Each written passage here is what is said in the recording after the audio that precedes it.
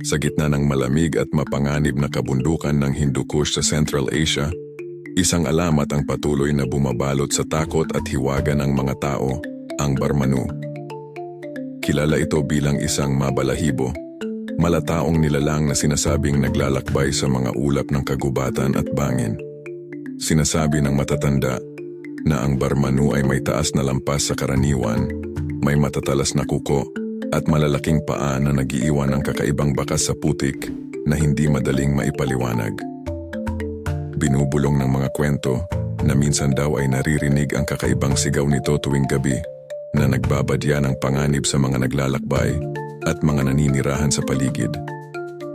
May mga naniniwala na nagmula ito sa mga sinaunang alamat ng mga nomadikong tribu na nag-ugat sa takot sa mga nilalang na hindi maipaliwanag at sa mga panganib ng kalikasan.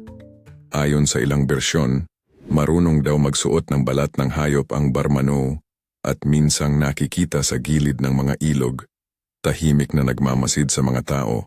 May mga ulat na noong dekada 80, ilang mga ngaso ang nagpatotoo na nakita nila ito, nagpatindi sa misteryo at takot sa paligid. Hanggang ngayon, nananatili itong isang nakakakilabot na bahagi ng kanilang kultura.